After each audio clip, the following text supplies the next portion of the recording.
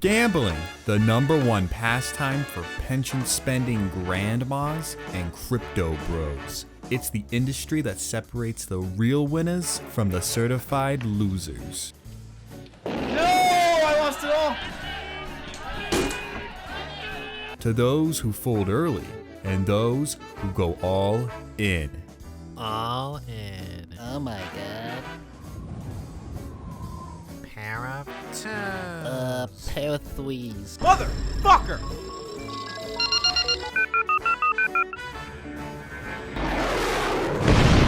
Now, gambling has been around since the beginning of mankind, but since our primate days, we have evolved. And with our increased knowledge, we have found more sophisticated ways to wager our hard-earned gains for better thrills.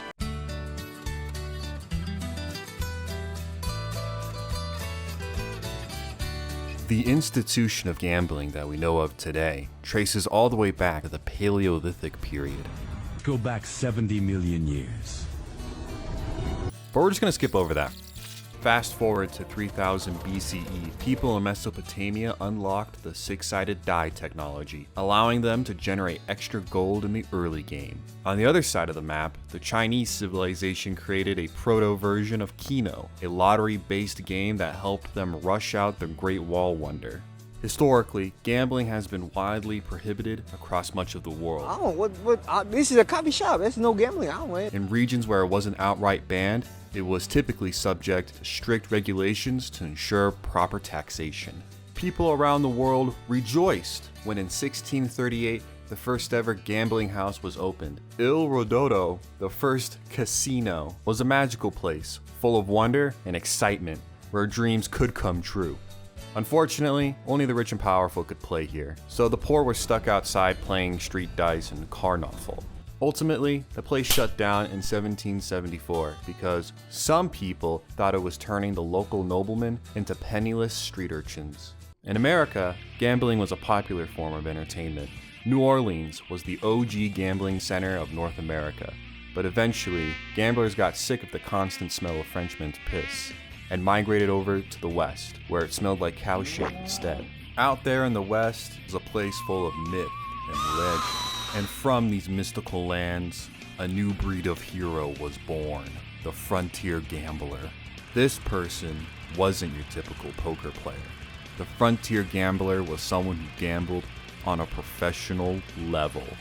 They knew that they could only lose what they had in their pockets, and win what they could only see in their dreams. 1850 to 1910 is considered to be the golden age of gambling. San Francisco was crowned as the new gambling capital of the nation until California cracked down on it. By 1910, the country was in a dark age. Nearly every state had banned gambling, forcing it to go underground. And it wouldn't be until 1931, after the global economy shit the bed, that some states started to look for new ways to generate revenue. Nevada realized that it could stack fat amounts of paper by recognizing gambling as a legitimate business. The small city of Las Vegas grew exponentially throughout the 20th century and was crowned the official gambling capital of the world until it was usurped by Macau in 2007. No, don't!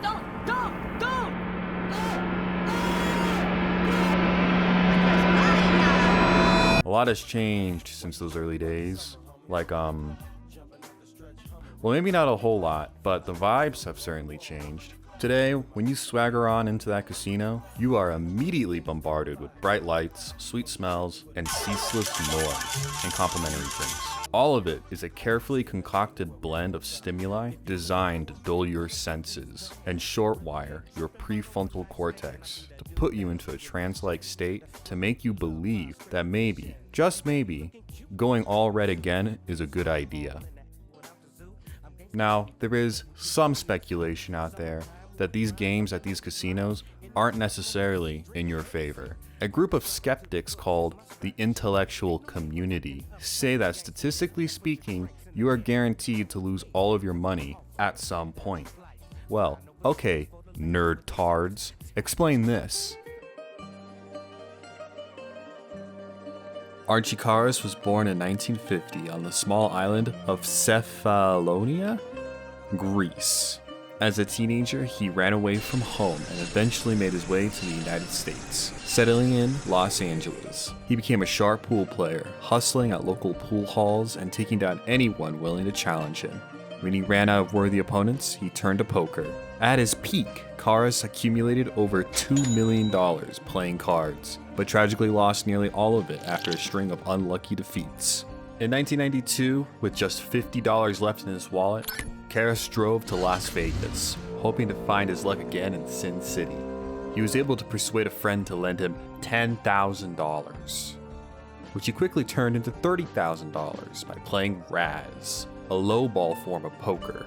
After that, Karas turned back to pool and went whale hunting, and encountered a wealthy and respected player only known as Mr. X. Karas challenged him to a high-stakes match, and he accepted. At first, they were playing for $5,000 per match, but after a couple of rounds, they raised the stakes to $40,000. Karas crushed it, winning over $1.2 million. But Karas wasn't finished yet. He proposed that he and Mr. X play poker instead, giving him a chance to win his money back. But Karas once again dominated and walked away with an additional $3 million. At this point, Karas had built up a fearsome reputation as a highly skilled hustler who played for huge stakes. After 3 months, he had turned his $4 million into $7 million. Famously, he would stack all of his money up on a poker table, challenging anyone daring enough for all of it. Enter Stu Ungar, 3-time Poker World Series champion and one of the greatest Texas Hold'em players of all time. Stu takes up Karas on his challenge, and the two men face off in one of the most exciting head-to-head competitions of all time. Stu loses $1.3 million.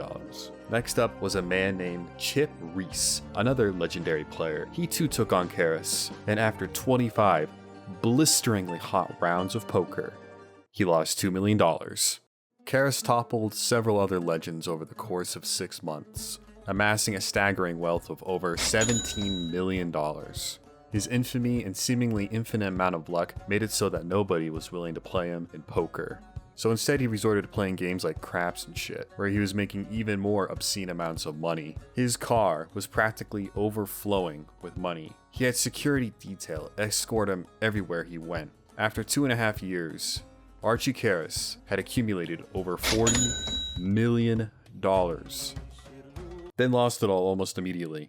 In the course of just 3 weeks, he had lost $28 million playing craps and baccarat, and lost an additional $2 million playing Chip Reese. Karas took a break for a while by traveling to Greece, but it wasn't long before he was back in Vegas, where he gambled away another $11 million playing craps and baccarat.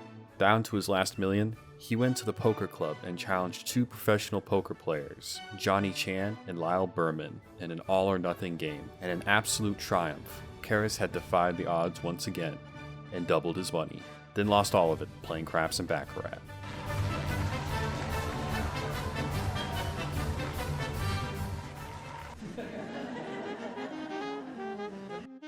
You know, maybe those intellectuals were onto something.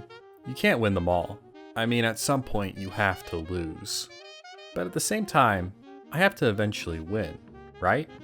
Well, yeah, technically, but what if I told you that isn't always the case? More often than not, people walk out of the casino with less than what they came in with. And if this happens to you, then maybe this next guy will make you feel a little less bad about your losses. Karas may have had the most impressive rise and fall in the history of gambling, but his losses are dwarfed by this absolute unit of degeneracy. But first, let's get some context. Terrence Watanabe inherited his father's humble party supply company at the young age of 20, and over the course of almost 30 years, he transformed it into a multi-million-dollar enterprise. He sold off his ownership of the company in 2000 for over $400 million. Now I want you to imagine this for a second. Imagine that you're in Watanabe's shoes. You are now retired, and now you have more money than you know what to do with. So what do you do now? Bunch of hookers and cocaine. Originally, Watanabe tried giving philanthropy a try, but he got bored pretty quickly. Then Watanabe found his true calling. In 2005, Watanabe traveled to Las Vegas, and like a moth to a flame, he couldn't help himself. Watanabe was infamous for his excessive drinking and his compulsory gambling habit, something that Steve Wynn, the then CEO of Wynn Resorts, saw and decided that it was in Watanabe's best interest to ban him from his resorts. When Caesars Entertainment heard about this is how they reacted. Caesars gave him a slew of perks to keep his business, which included special imports of exclusive vodka, a 3-bedroom suite, a private entourage of servants, a $12,500 stipend for airfare, concert tickets, and shows, $500,000 in credit to gift shops, and a 15% rebate on all gambling losses that were more than $500,000.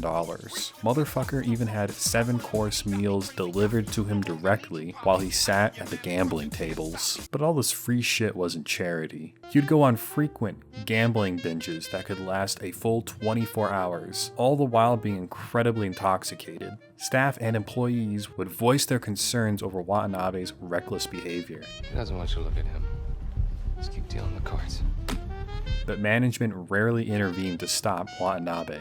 Over the course of just 1 year, Watanabe lost over $204 million. Watanabe sued Caesars Entertainment, claiming they let him keep gambling even though Nevada law states that casino owners are supposed to stop intoxicated players from betting and drinking. He didn't win the lawsuit, but he did manage to reach a deal to settle his outstanding debts with Caesar. Terrence Watanabe's story is a cautionary tale of what happens to people who put their money on 00. But not for real, this guy's story is like super depressing. Let it ride! Let it ride! Yeah! Let's go! Let's go, 31! Let's see it! 2 red, you lose. For every big winner at the casino, there's like 100 losers walking out the front door. Most people are just born unlucky, I guess. As the old saying goes, the house always wins. Even if you find a way to get an edge over the casino, they'll just throw you out for cheating. So it's rare for someone to bring down the house. But you know what's even more uncommon? Someone who literally tries to bring it down. And the one guy crazy enough to try was named John Burgess. John Burgess was a simple man who lived a simple life. Born in Hungary, he was a pilot during World War II, a POW in Siberia, then a political refugee. He was a landscaper, entrepreneur, millionaire, briefly a restaurant owner, a family man, a wife abuser, then a widower, and then most of all, a degenerate gambler. John Burgess had gambled away most of his money at the Harvey's Lake Tahoe Casino. Facing imminent bankruptcy, he hatched a plan to recoup his losses. Using his genius intellect and his previous experience with dynamite, he constructed a highly sophisticated bomb that was virtually impossible to defuse, which contained over 1,000 pounds of dynamite, which he stole, somehow. John Burgess had 2 men bring the bomb inside the casino, disguising it as a copying machine. Attached to the bomb was a ransom note, demanding $3 million in cash. The note also contained information on the sensitivity of the device and how any attempt to disarm it or remove it would cause it to explode. The instructions for delivery of payment were incredibly convoluted, involving a helicopter, a vague flight path, and a request for the ransom money to be paid in used bills only. Casino management immediately notified the police, and the media caught wind of the situation soon after. Onlookers gathered around to witness the potential destruction. Inside neighboring casinos, people started placing bets on whether or not the bomb would go off. After a failed attempt to disarm the bomb, it exploded, heavily damaging the Harvey's resort and lightly damaging nearby buildings. John Burgess, along with his accomplices, were arrested and charged for their crimes. John Burgess was sentenced to life in prison, ultimately succumbing to liver cancer a few years later. After all of that, what is the big takeaway? Well, if it isn't obvious enough, the lesson here is that if you want to be a true player, then you need to be the one hustling the hustlers. That's right, starting a casino is easier than ever. All you need to do is go to Carousel, create a digital casino, pay some random dude to live in the country, Meet some basic requirements and fill out some paperwork. Sign on some people with some clout, and then boom, you have a multi-million-dollar company.